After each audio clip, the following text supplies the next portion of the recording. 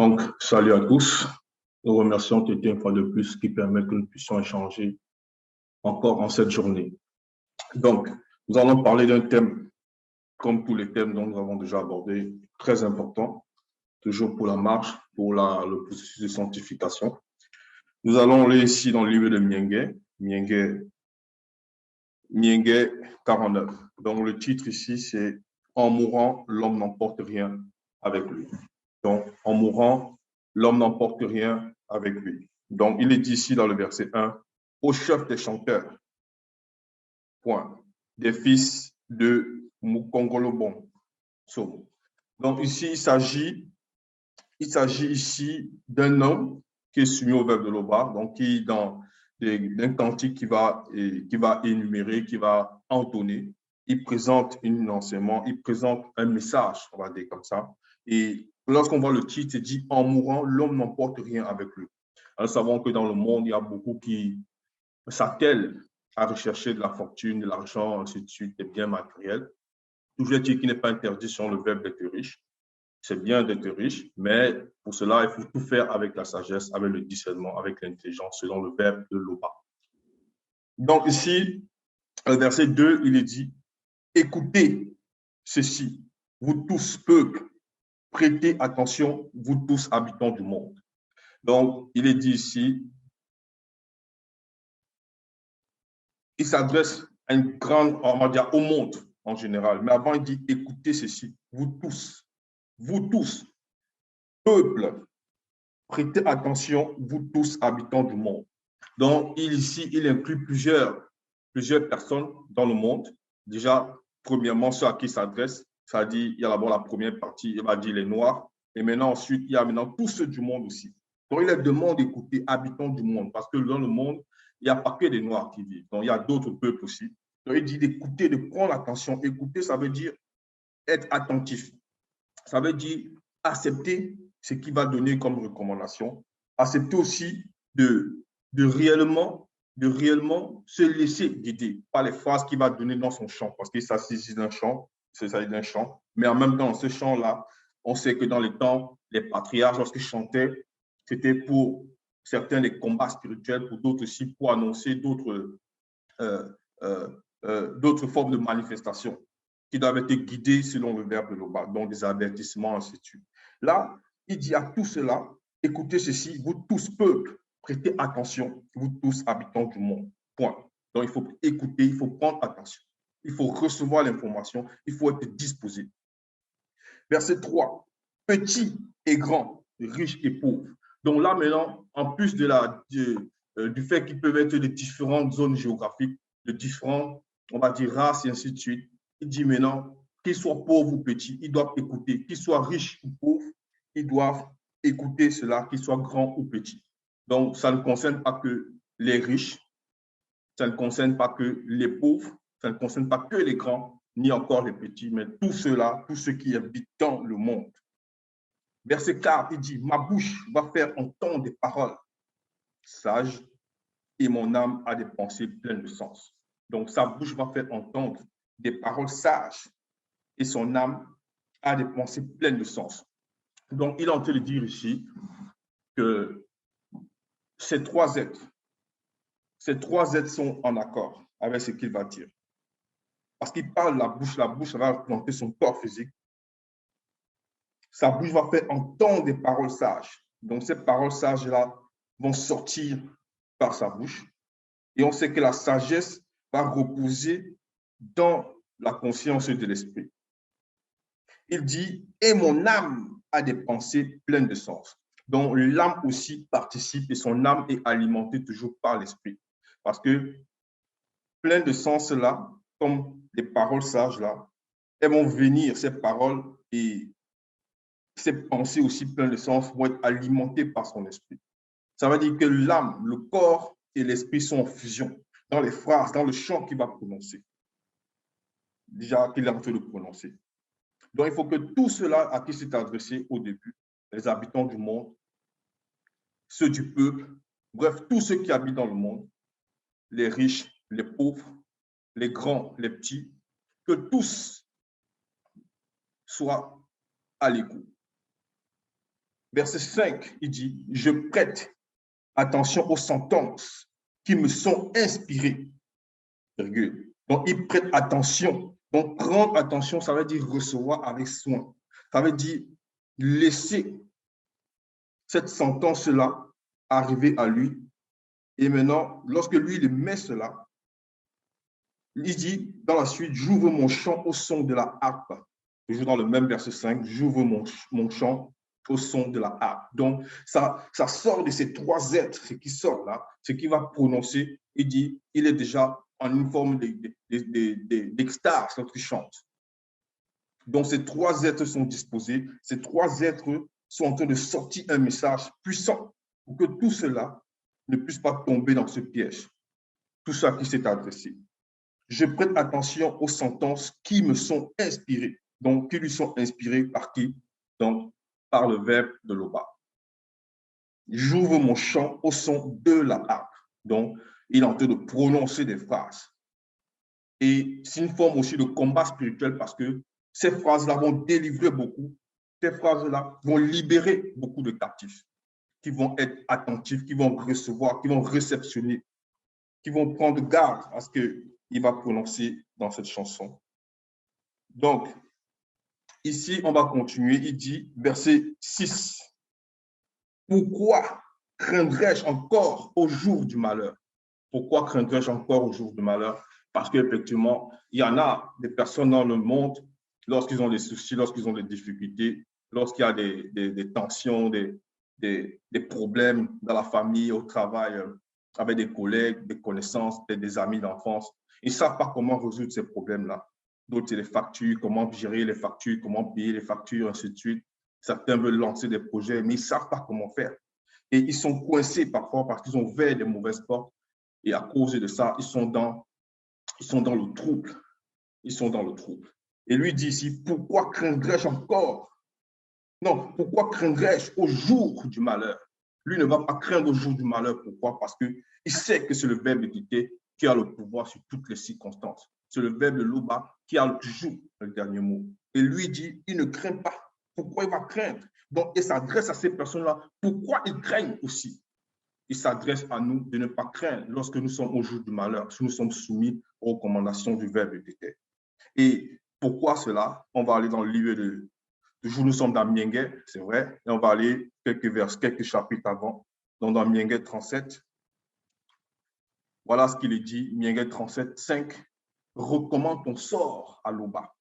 Recommande ton sort à l'Oba. Mais on recommande le sort à l'Oba comment? Puisqu'on sait que l'homme ne peut pas s'adresser directement à Tété, au Créateur. Il ne parle à aucun être directement. Donc, mais il dit ici, ça c'est Tondo. C'est Tondo qui parle ici. Ce n'est pas l'autre précédent patriarche dont on a lu dans Miengue 49. Mais là, c'est Tondo. Recommande ton sort à l'Oba, mets en lui ta confiance et son verbe agira. Point. Donc, verset 6, son verbe fera paraître ta justice, dans la justice de la personne là qui est soumise au verbe de l'Oba, qui est dans l'affliction, dans la détresse. Si elle a commis même un tort et que ses ennemis, comme il a dit tout à l'heure, l'un des fils de Mukongoloban, s'il est même dans la détresse, il ne doit point craindre. Il demande pardon, le verbe va le faire sortir de là parce que le verbe était manifeste la justice. Donc ici, il dit dans la suite, son verbe fera paraître ta justice comme la lumière et ton droit comme le soleil dans sa gloire. Et ton droit. Ça veut dire que même si peut-être tu es au travail, tu as fait une action et qu'il y a un collègue qui veut s'approprier de cela, ou bien que ton supérieur, on va dire, mon supérieur, entre guillemets, on va dire comme ça, c'est lui qui est censé représenter, on va dire, l'autorité dans l'activité où tu exerces. Si tu as peut-être, on va dire comme ça, on va dire, il y a un représentant ou un chef, et ainsi de suite, et qui veut s'approprier de ton action, là, il dit ici que le verbe va te rendre justice. Donc, le verbe te rendra justice et le verbe aussi montrera, selon la grâce de Tété, cette lumière, la croix qui dit comme le soleil dans sa gloire, donc ton droit va ressortir. Ou bien si c'est que tu te sens injustement accusé pour une chose, tu portes plainte. Donc, c'est de ça qu'il s'agit. Donc, lorsqu'on revient ici dans Miengue 49, on relit le verset 6. Pourquoi craindrais-je au jour du malheur, virgule, lorsque l'iniquité de mes adversaires m'enveloppe. Donc, c'est ça ici, les adversaires, c'est dont on apprend l'exemple par rapport aussi peut-être à un collègue dans une entreprise ou bien une personne affiliée à nous dans nos familles charnelles et respectivement, et encore peut-être même des connaissances. Bref, tout dépend. L'adversaire va représenter le monde occulte, dont les démons qui vont entrer dans ces gens-là, qui vont les inspirer pour nous faire du mal. Et s'il y a une situation quelconque, nous n'agissons pas avec discernement et qu'il y a une porte qui est ouverte, néanmoins, n'oublions pas que le verbe de l'Oba est là. En gros, demandons pardon à l'Oba. Donc, on prie l'Oba, on demande pardon et par son verbe, il va manifester cette grâce-là lorsqu'on se repent sincèrement et le verbe nous accorde la grâce. Et la lumière, cette victoire-là, on l'aura selon ce que tu étais pendant sa grâce se permettra. Donc ici, c'est ça qu'il s'agit. Mais remarquons que le titre dit ici, en mourant, l'homme n'emporte rien avec lui. Donc en mourant, l'homme n'emporte rien avec lui. Et on va entrer maintenant dans la profondeur par rapport à ce titre. Donc tout ce qu'on a pu lire jusqu'ici, c'était en quelque sorte une forme d'introduction. Donc voilà, dans la suite, on va aller verset 7. Les blancs et les sans mêlés ont confiance à leurs biens, virgule, et se glorifient de leur grande richesse. Point. Voilà. Donc ici, il dit le blanc et le sang mêlé ont confiance en leurs biens et se glorifient de leur grande richesse. Oui, parce que lorsqu'on regarde dans le monde, pourquoi on cite ces catégories-ci? Aujourd'hui, ce que nous vivons, on va constater qu'en Occident, il y a des grandes structures. Mais en Afrique aussi, et d'autres parties dans le monde, il y a aussi de très grandes structures, parce qu'il faut se le dire, ça c'est la vérité. Mais ici, on cite le blanc et le sang mêlé, c'est par rapport à leur nature. Par rapport à la nature, est-ce qu'ils sont issus de la semence des anges déchus? Donc ça, c'est la vérité. Ce n'est pas un message à caractère racial, ainsi de suite, mais c'est la vérité. Ils sont issus de la semence des anges déchus qui ont couché avec les femmes noires non initiées de la lignée de Pongissé. Mais encore, il dit, on relit, les blancs et les sans mêlés ont confiance en leurs biens et se glorifient de leur grande richesse. Parce que l'homme noir, à la base, il a connu dès le commencement, dès l'origine, qui est Loba, à travers le premier homme, Moto.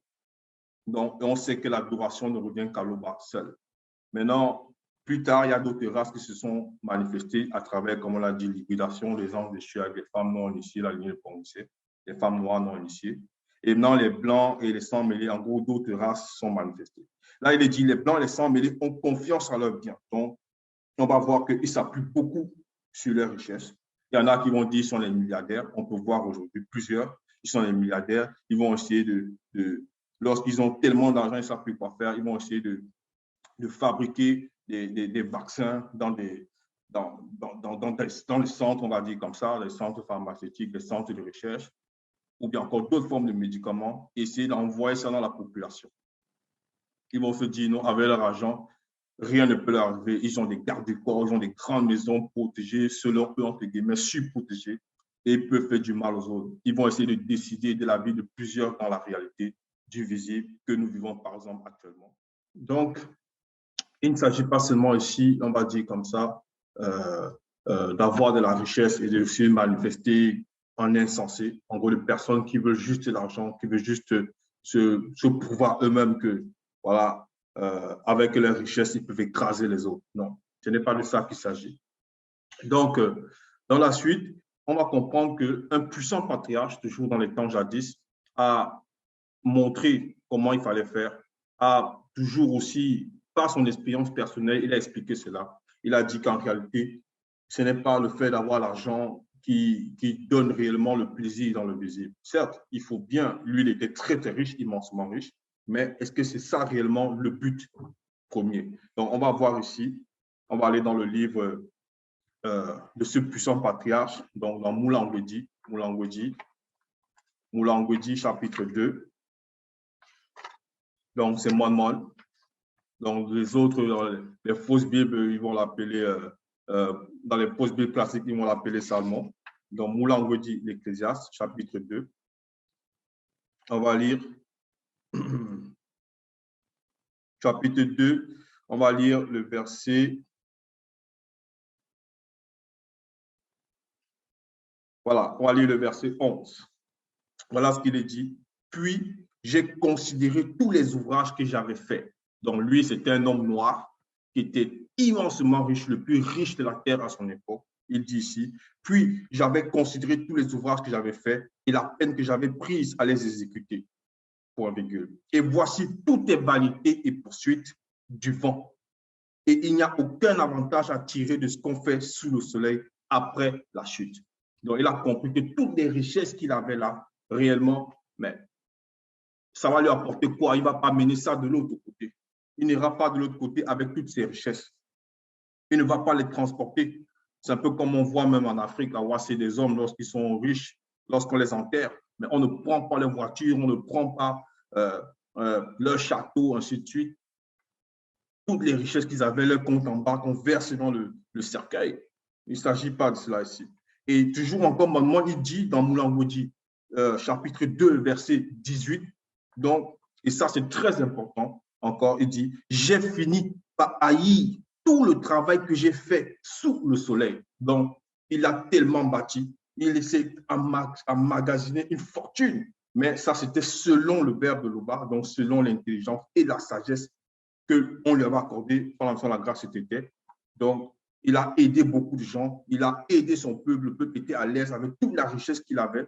Mais il dit ici, néanmoins, j'ai fini par haïr tout le travail que j'ai fait sous le soleil, virgule, et dont je dois laisser la jouissance à l'homme qui me succédera. Point. Donc, il donne encore une terrible révélation aussi, c'est que toute la richesse même qu'il a emmagasinée là, c'est que toute la richesse qu'il a emmagasinée là, ça va aller plus tard. C'est son successeur qui va jouir de cela. Et peut-être le successeur va faire de ça ce qu'il veut, peut-être qu'il va dilapider. Donc, à quoi bon, lorsqu'on revient ici par rapport à Mienge 49,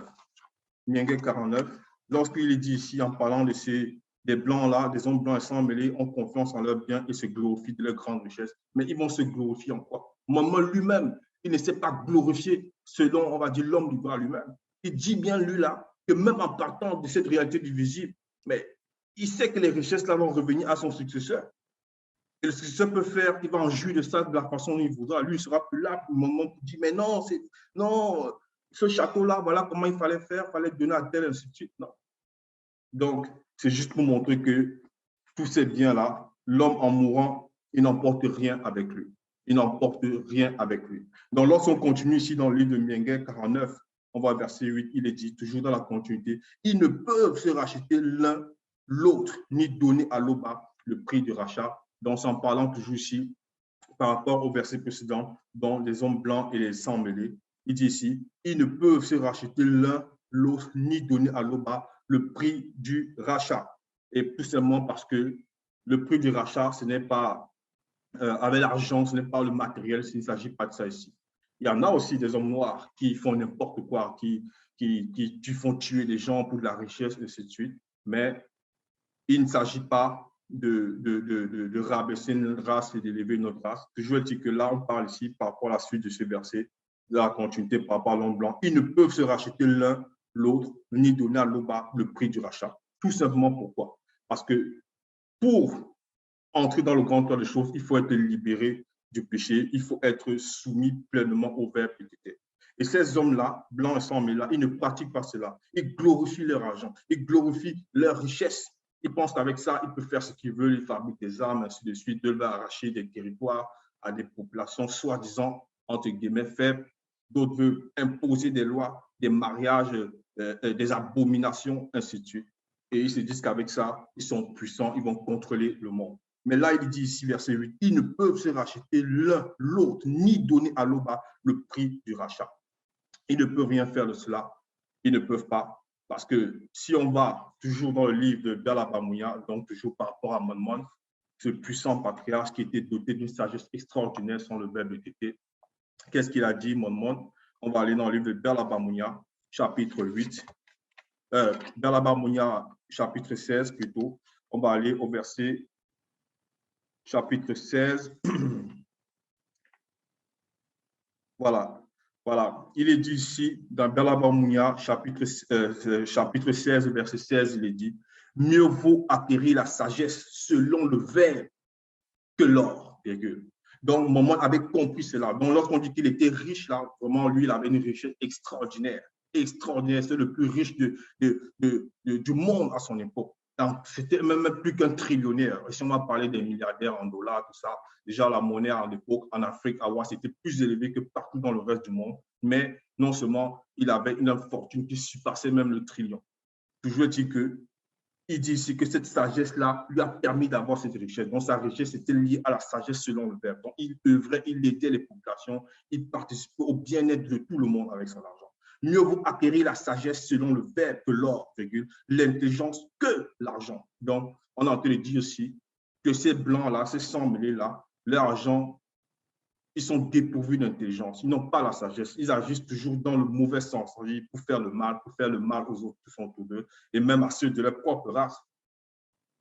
Donc, ils font le mal, ils essaient de truander beaucoup de personnes. Ils se sentent supérieurs. Donc, ils ont un manque d'intelligence. Ils ont un manque de sagesse. Donc, c'est ça. Lorsqu'on revient ici dans Myengue 49, verset 8, on relit, ils ne peuvent se racheter l'un l'autre, ni donner à l'autre le prix du rachat. Parce qu'ils n'ont pas de sagesse, ils n'ont pas l'intelligence, ils ne sont pas soumis au verbe de Dieu. Donc, ce n'est pas avec l'argent matériel, parce que déjà, tout ce qui est là, le matériel appartient à l'Oba. Donc, on ne peut rien donner à Tété. Mais si on veut dire par là que leur âme, propre âme, ne peut pas être sauvée à cause des méchancetés qui manifestent avec l'argent qu'ils ont. Donc, on va aller dans le verset 9. Myengue 49, 9, il est dit, le rachat de leur âme est chère, c'est ce qu'on disait tantôt, et n'aura jamais lieu, excepté pour quelques-uns à l'époque du deuxième. Donc, le rachat de leur âme est cher. Cher ici, ça veut dire quoi? Il ne peut pas réellement, matériellement acheter quoi que ce soit. Il y a encore un autre riche école de quelle race il appartient. Je dis qu'ici, en parlant toujours de ces hommes blancs-là, ils sont mêlés, il est dit, le rachat de leur âme est cher et n'aura jamais lieu,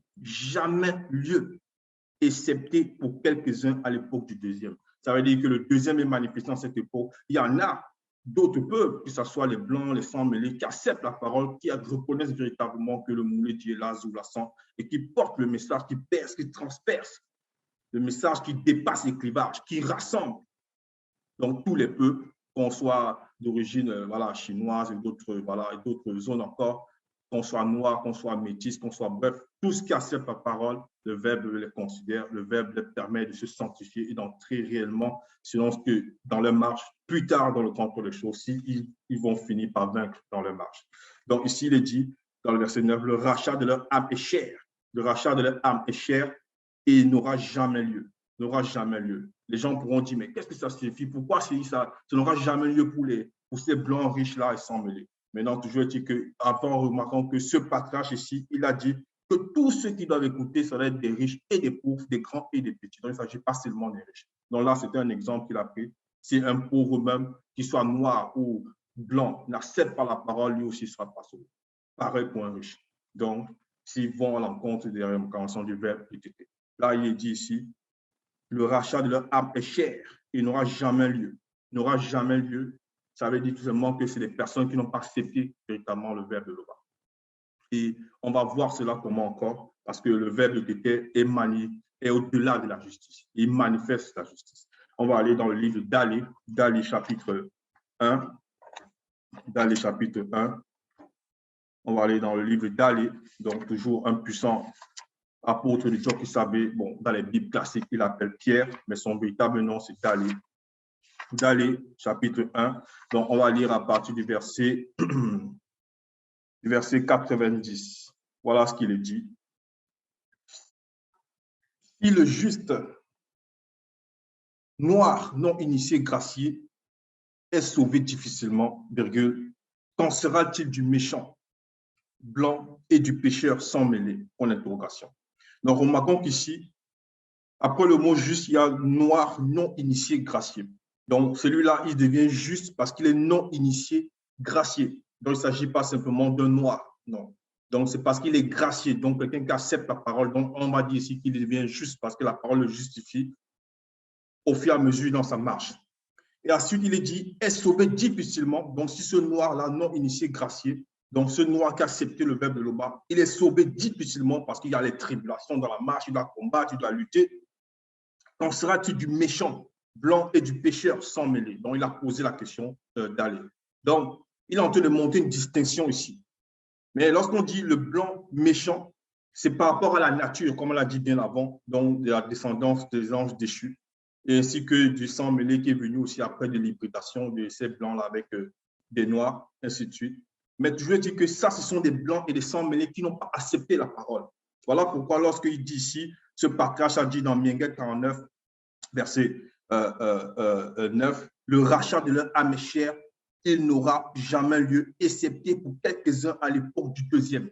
Parce qu'il y aura quelques-uns à l'époque du deuxième, comme on le voit, qui ont accepté la parole. Il y en a encore qui continuent d'accepter. Donc ceux-là, ils sont dans cette exception. Donc, ils seront aussi sauvés s'ils demeurent selon le verbe d'été et ils intègrent aussi la bergerie. Donc, c'est ça. Donc, lorsque Dalé a dit ces phrases, certains pourront encore dire, mais comment, mais pourquoi ce n'est qu'il s'agit que des blancs, ainsi de suite. Non, parce que le verbe d'été est la justice et il manifeste la justice. Alors, pour le comprendre, on va voir toujours dans un verset avant, il dit quoi? Or, si le jugement débute par nous, virgule, donc nous qui, lui qui est noir, donc Pierre sont les Bibles classiques, mais son vrai nom c'est Dalé qui est noir, il dit que si le jugement débute par les noirs, parce que le verbe vient d'abord et se manifeste par le peuple, au milieu du peuple. Donc, on juge d'abord l'homme noir. Donc, c'est ça la justice. On commence d'abord par l'homme noir avant de juger les autres. Donc, il dit, si le jugement débute par nous, comment sera la fin?